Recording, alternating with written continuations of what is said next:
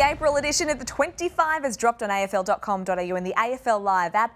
Every month, our panel of experts here will be selecting our rolling top 25 players in the competition, and we've made a few changes to the inaugural list, which dropped last month. Twomey joins me as we take you through the 25 for April. We're going to start, Cal, with the top 10, and there hasn't been too much movement in the top 5 in particular. Just Marcus Bontempelli and Patrick Cripps swapping spots there, and that's because the Bont is due to come back from his calf injury in a couple of weeks, so we've just had him drop slightly. But we've got some newcomers. We do, Nat. Nick Dacos, the unanimous number one across the board, but two new faces that I want to get to. One of them is Chad Warner, who clearly, as judged by AFL.com.au's panel, is on the way up from number 12 in the previous intake of the 25 to number 6. He has been so good to start this season. It's so obvious why the Swans want to re-sign him on a big deal and why West Coast and Fremantle want to get him on an even bigger deal. So number 6 for the Chad. He's in the superstar category now off the competition. And then there's Caleb Serong at number 10. He wasn't in the top 10 to begin with.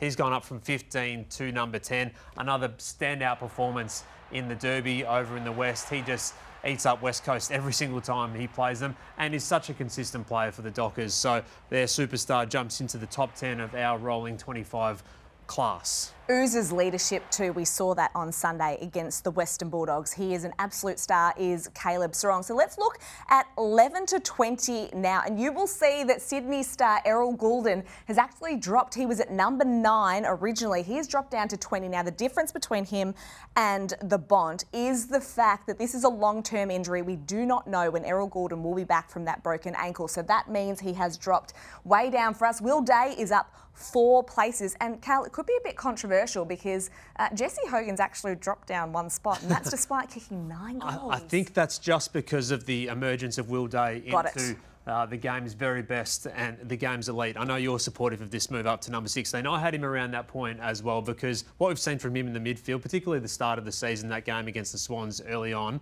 he's become a match winner. So I think that we all agree that he, at number 16, is about fair. Jordan Dawson as well has jumped into the 25 too, so a big mover. He was 31 on the last group. But clearly AFL.com.au's panel has seen what he's done. I think the Crows winning helps his cause as well. Maybe we're starting to really respect and see his standing amongst the game's very, very best midfielders. Look at that damaging kick that he brings to the table every single game he plays. So good aerially. The Crows have Dawson at 18, Rankin at 19. That shows just in part why they're on the way up. No, they're absolutely flying. The Adelaide Crows now 21 to 25. This is interesting. We've got a few new players. Max Holmes, the Geelong runner, has dropped out of the 25. I reckon he might be able to come back in at some point. He was tagged at the weekend, but we've got 2 newcomers here. Yeah, Matt Rowell. I mean, he's been a big jumper as well into the 21. We saw him absolutely blitz Melbourne at the G a couple of weeks ago. This is the type of form we've known that he's capable of, and he absolutely loves playing against West Coast every single time. So he's now, according to our group, one of the best inside midfielders in the pool, and that's obvious. And then, of course, Sam Darcy. Oh, yeah. Now, he was number 34 on the previous list. Now he's number 25. Now, I did see Access on Monday. Yes. Now, Damien Barrett, our esteemed colleague, said that he expected Sam Darcy to be in the top 3 or 4 come the April 25 list. He's not quite there. He might be in coming weeks. You have to do a little bit of time as part of this. You can't be jumping from outside the 30 into the top 5. No, not yet, but he might end up there pretty soon because he's on fire. He could well win the Coleman medal. So he's number 25. A couple that missed out for me that were unlikely. On the cusp. On the cusp. Jason Horne-Francis dropped out. As did Harry Sheasel. And me, I voted for Will Ashcroft. I think he should be in there.